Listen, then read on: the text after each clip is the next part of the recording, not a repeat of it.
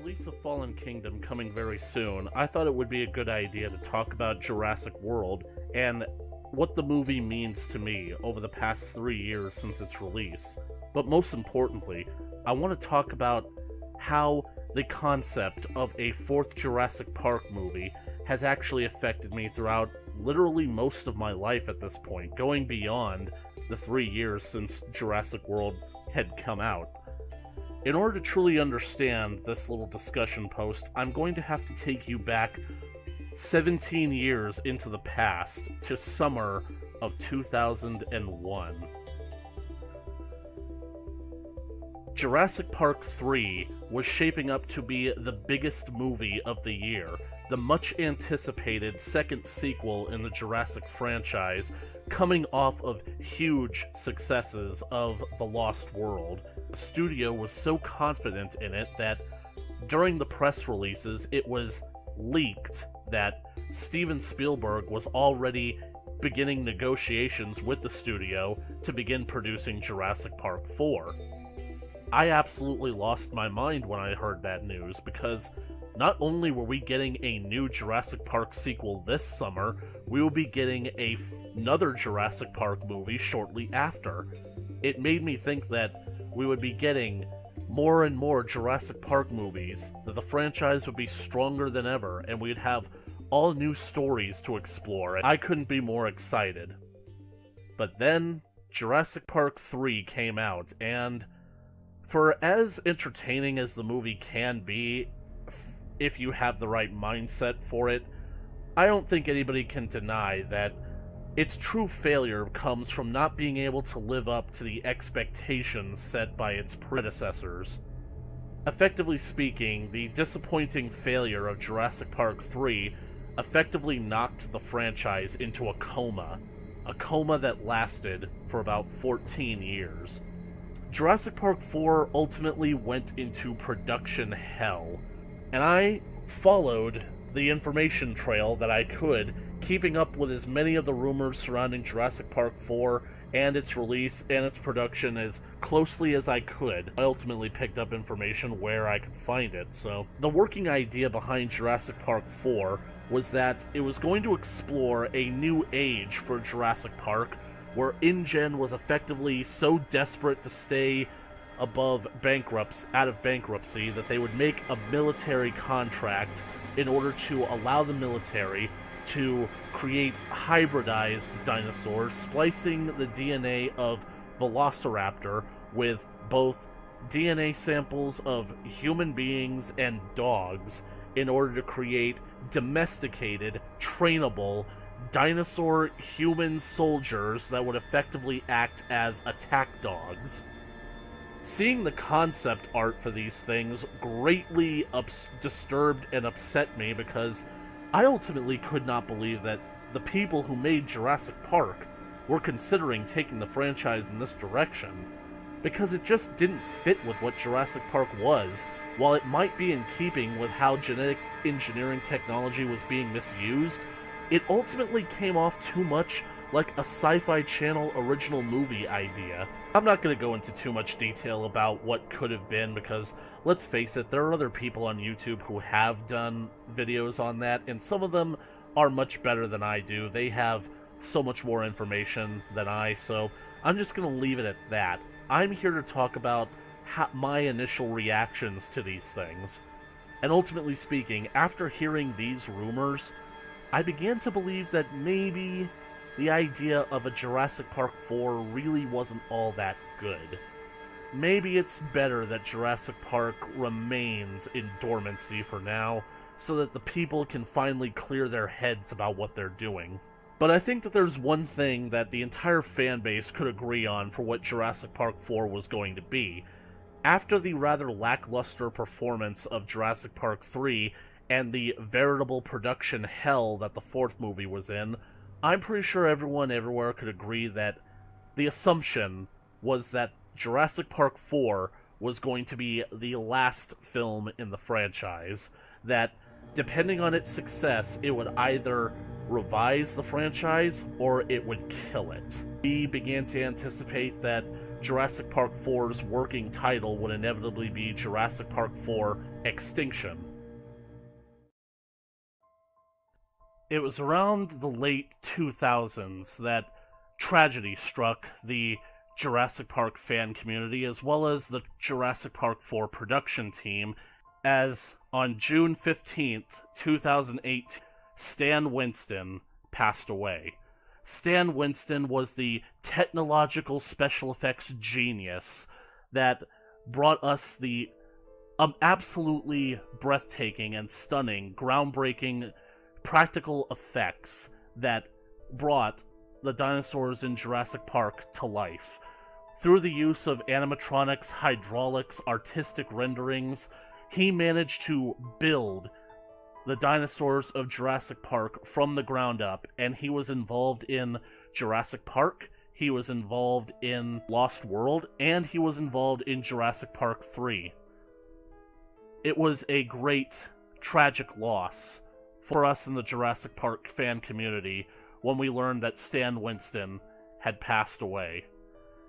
And just when things couldn't get any worse, another member of the Jurassic 7 passed away just a few months later, and this loss was arguably of someone who was even more crucial to the entire franchise, the one who began it all. On November of 2008, Michael Crichton passed away, and it was such an incredibly tragic blow to virtually everyone in the Jurassic Park fan community and the Jurassic Park 4 production team. Michael Crichton was the author who wrote the original Jurassic Park novel, who had this brilliant idea of writing a very descriptive and very thought-provoking socio-economical, political, and scientific commentary on the irresponsible use of genetic engineering power that eventually created Jurassic Park.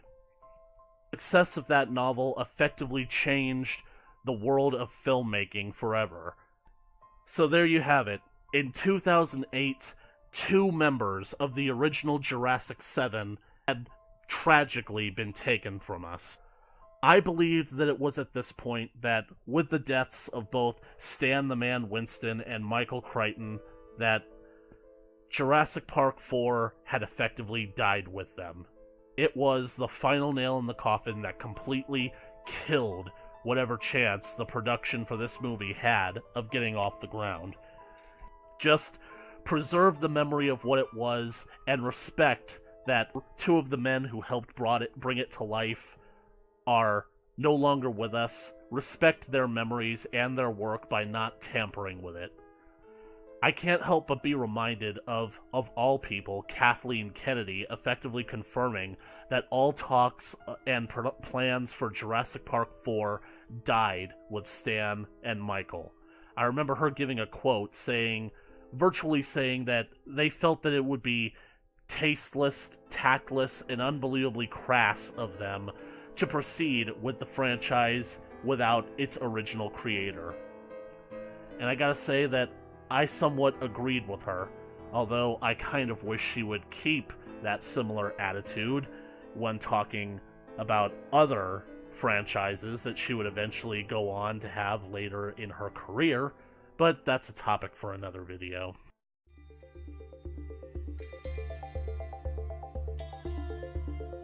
Surprisingly, around 2009 and 2010, interest for the Jurassic Park franchise was reignited when a video game company known as Telltale Games announced that they were making a Jurassic Park game. I was excited.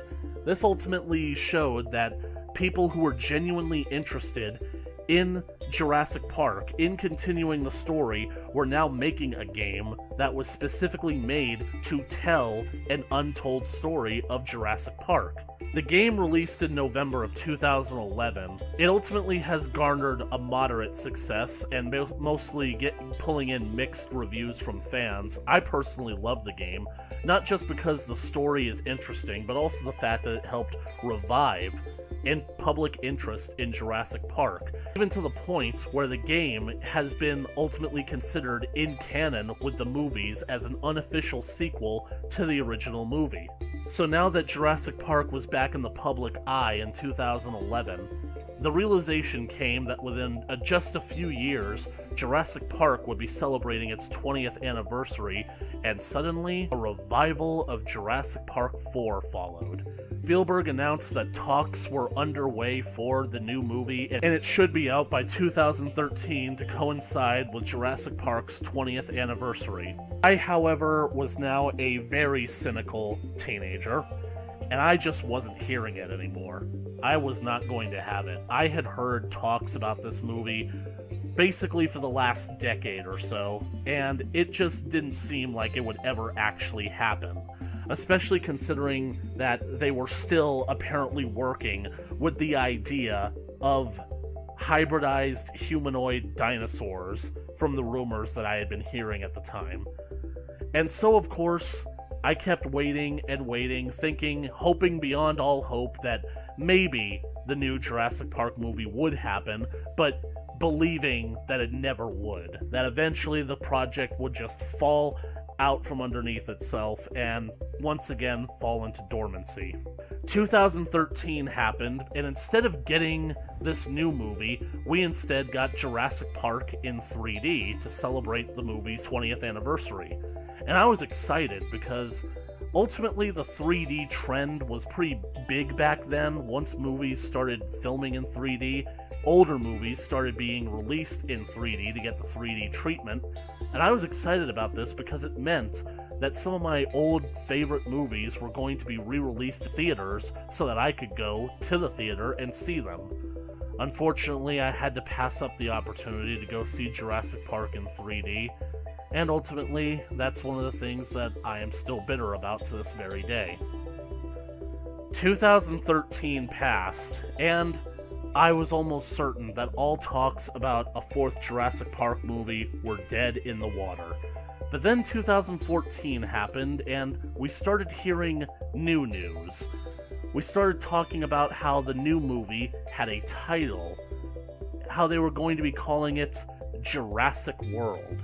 And suddenly, whole images began to flood our minds with assumptions about what this movie was actually going to be about. If the movie is entitled Jurassic World, then that must mean that somehow the dinosaurs have gotten off the island and have started breeding, and now we might actually be living in a Jurassic World where humans are effectively having to recede into the background and kind of hide in order to survive the insurgent invasive dinosaur species that has invaded the mainland. I wondered if that was actually a good idea to go with. It seemed pretty natural considering that the pteranodons had escaped the island after Jurassic Park 3, so I was ultimately curious. However, the idea sort of came off as a little too much of Planet of the Apes in my opinion, and I thought that it was ultimately going to be a bad idea. I heard about the news that they were still going to go ahead with a military plot involved in the movie, trying to domesticate dinosaurs, and of course, the idea of a new hybrid dinosaur being created. And so I was basically slapping myself in the forehead, thinking that after all this time, they're still going with that nonsense. Don't have the military trying to train dinosaurs, that's a very bad idea. And then, of course, we started hearing information about the alleged Diablos Rex.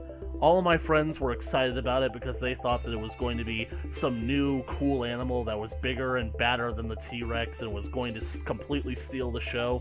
Me personally, I was left wondering how professional filmmakers, after all this time, nearly 14 years of planning and preparing for this movie, could suddenly decide to go with the Chaos Effect movie. Chaos Effect was a toy line that was released during the run of the Lost World Jurassic Park that basically had a storyline behind it that involved hybridizing dinosaurs, combining two species of dinosaurs to create whole new original hybrid monsters, and to me, that's what the Diablos Rex was. It was Jurassic Park Chaos Effect, the movie. Needless to say, I did not have hopes for Jurassic World, and I thought for sure that the movie was going to crash and burn before it ever saw the light of day. I was certain that it wasn't ever going to be made, and I was certain ever going to be released. And then, of course, another tragedy struck the Jurassic Park fan community as well as the Jurassic World production crew. One that I thought was the absolute clincher that sealed the deal on Jurassic Park's fate to never ever return. I am, of course, referring to the tragic death of Richard Attenborough, who died on August 24th, 2014. I gotta say that 2014 was a pretty bad year for me, but I feel like Richard Attenborough's death was the final nail in the coffin, knowing that despite how much Spielberg wanted him to reprise his role as John Hammond, hoping that if Jurassic Park 4 gets made, he has some role in it, wanting beyond hope to see John Hammond, that strange, jovial, venture capitalist entrepreneur that had this incredible vision of a dinosaur theme park, who wanted to show it to the world and was willing to spare no expense to make it happen, make one last final appearance. So the news that he had died before Jurassic World had ever even had a trailer yet, that just sealed the deal in my mind. You can't have a new Jurassic Park without Richard Attenborough. You can't continue the franchise without the possibility of John Hammond returning. You waited too long, it's over. Boy, was I surprised when November rolled around.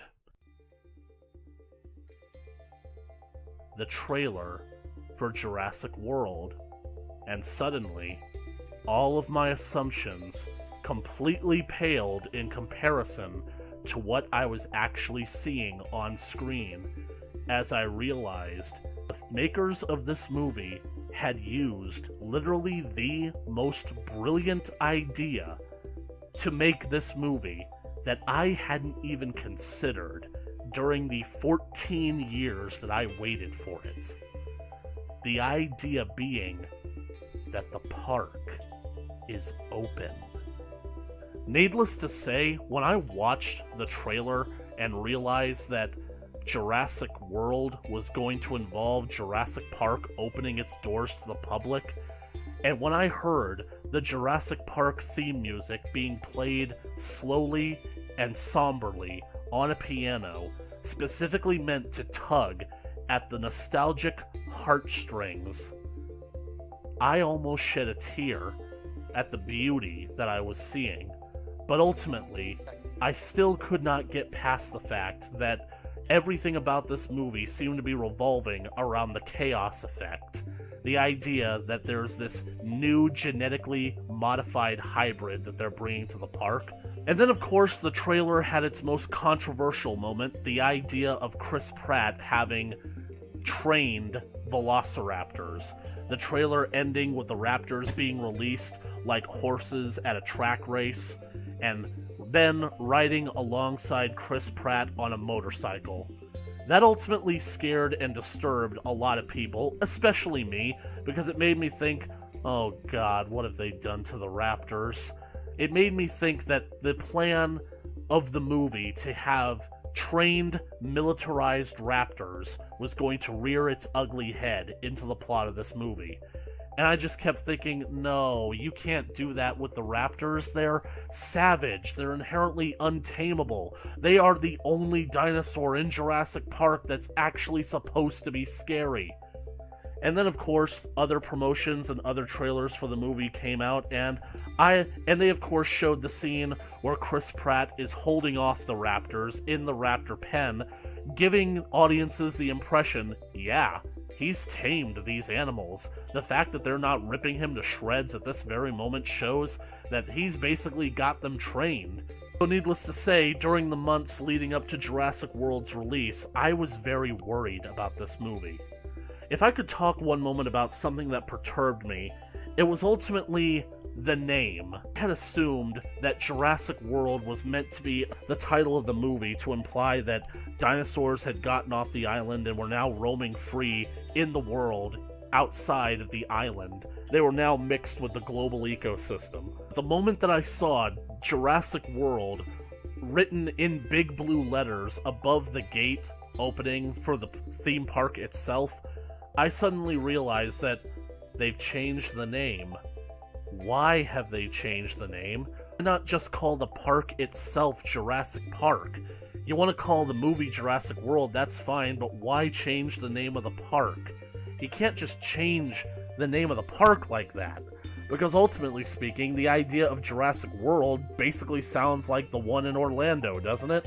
Going into the movie, seeing it on opening weekend was one of the scariest weekends of my life, because this was the movie that I had been waiting for and simultaneously dreading for the past 14 years of my life. I feel like everyone on the internet mostly hates and disregards the Jurassic Park sequels, but I didn't want that to happen to this new movie. I wanted people to genuinely give this movie a chance and like it, especially since this was the fourth Jurassic Park movie, and as I had feared in previous years, this would either revive the franchise or kill it once and for all. So, going into the movie, I watched it, and I gotta say that incredibly pleased with what the movie did. Sure, it had things that I found questionable, but that's ultimately the entire point of the Jurassic Park franchise. People doing questionable things, making bad decisions, and then suffering the consequences for it. I think that maybe I'll follow up this video with a proper review on Jurassic World itself, because I don't have enough time or energy to go into details right now. Needless to say, Jurassic World left me satisfied, and I happily went back to the theater several times throughout the rest of the summer to see it in theaters, and I got it on DVD as quickly as I could when it came out. I was confident that with the success of Jurassic World, the Jurassic Park franchise had been fully revived, and everyone was finally excited for Jurassic Park again. But then, of course, I found out that the opinions of Jurassic World on the internet were less than favorable, as, of course, there are people that basically thought that they could pick the movie apart just so that they could get extra views on such a hot and controversial topic, even to the point where they are willing to deconstruct the movie before it has even left the theaters yet. I was also disappointed to learn that so many people just didn't get what Jurassic World was trying to do, what it was trying to represent, as everybody was treating it like it was just some really expensive sci-fi original series movie and completely missing all of the commentary that the movie was actually making, not just continuing in line with what the franchise had already established, but also within the film franchise itself. Jurassic World is actually a very deep movie. A lot of people just assume that it's another generic Run from Dinosaurs movie, but that just shows that people never once got it in the first place. Jurassic Park is actually a lot smarter than people credit for. What I want to talk about now, however, is the lead-up to Jurassic World Fallen Kingdom. Jurassic World Fallen Kingdom was an inevitability that I have actually been dreading for even longer than Jurassic World, because the volcano on the island is about to erupt and effectively rip the island in half and sink it into the ocean, killing all the dinosaurs to be found there. It really kind of scares me a bit because it makes me realize that Isla Nublar, Jurassic Park itself, it's going to be destroyed for good this time. The park is gone. And that's where I cannot help but feel a little bit sad by this revelation, because I know that Fallen Kingdom isn't going to be the last movie in the franchise. It's the penultimate episode in the Jurassic Park saga. But the idea that the iconic setting from my childhood is about to be completely destroyed and washed away, it ultimately kind of leaves me a little bit sad. And I'm a little bit worried about what's going to happen, what the future of this franchise is going to be, especially considering that I ultimately believe that Fallen Kingdom was the movie that the filmmakers wanted to make in the first place, and that Jurassic World was actually a stepping stone for it. When I first heard the title of Jurassic World, that it sounded like the plot of this movie was going to be that the dinosaurs have gotten off the island and started populating the mainlands, that we are now living in a literal Jurassic World. That's a prediction that's actually going to come true with Fallen Kingdom. Spoiler alert, sorry, as if the trailers haven't given it away by now. Like I said, I can't help but feel like Jurassic World was literally just a stepping stone that was, one, meant to revitalize the franchise and get Jurassic Park back into the public's eye, and two, establish the new characters for this new canon. That's the purpose of Jurassic World, to sort of set the stage. The important things to know is that we have to know who Claire is, we have to know who Owen is, we have to know that Owen was part of a project to try and basically, like, tame and domesticate the velociraptors, we gotta know who Blue is, and more importantly, we have to know what the Indominus Rex was, and the consequences of what the Indominus actually represents. What the purpose of the animal actually was, to basically be created as a genetically hybridized, tameable weapon. A stepping stone for the Indoraptor project. The reason why I can't help but feel like Jurassic World was not the movie that everybody wanted to make, but they knew that they had to make it in order for people to not be immediately confused by everything that's going on, was because of this poster right here.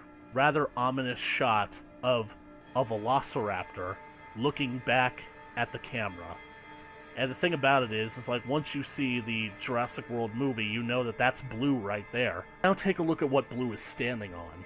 She's standing over the upturned Jurassic Park Ford Explorer tour vehicle that was used in the very first Jurassic Park movie. It's the exact same car right there, and Blue is standing on it.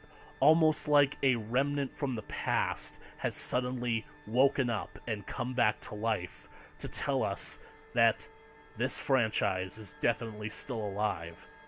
Now look at the trailers for Jurassic World Fallen Kingdom, when Owen reunites with Blue on Isla Nublar, and the dinosaur has effectively become somewhat feral and barely recognizes him. What is she standing on? The exact same Ford Explorer that we see in this poster, evoking the imagery of what was originally intended to be Jurassic World. Coincidence? I don't think so. Ultimately, this is what the start of new trilogies are meant to do. They're meant to establish new characters, new places, new ideas, and the new direction that the trilogy is going. Part of me wonders if they couldn't have just already gone with the plot of Fallen Kingdom, and if people would actually be lost. Probably couldn't have the idea of a tamed velociraptor. I can't help but feel like that would be the line that they would be unable to cross. And yet, because Blue is such an important character in this upcoming movie, to not establish her as a character and her relationship with Owen would be a denigration to the overall effect that the movie is going to have.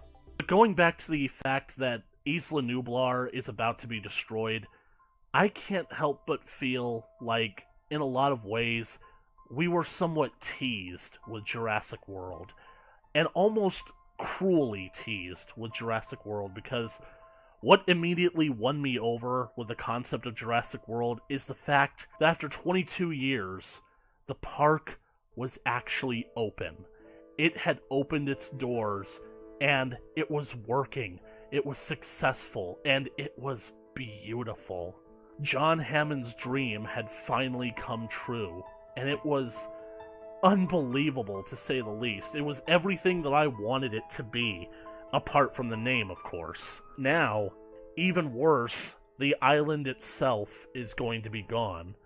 This is literally going to be the death of Jurassic Park. The island that began this wonderful franchise, this wonderful adventure, the site of the original park as well as Jurassic World, it's going to be gone forever, and that's going to make me very emotional. Just because this movie may in fact have some very tear-jerking moments from me as a fan, that doesn't mean I'm not going to enjoy it. And because the film will be able to evoke such emotions from me, it shows that the filmmakers did their job correctly, as they did with Jurassic World. At the time of this video's recording, Fallen Kingdom releases this Friday. I will be going to see it with a friend, and I ultimately cannot wait to experience the magic of Jurassic Park one last time. And I hope that throughout the darkness of what Fallen Kingdom surely promises to be, that we can all just quietly remember the mantra of this franchise, that even in our darkest moments, if we can just trust in nature, life will find a way. Thank you all so much. I hope you have a pleasant day.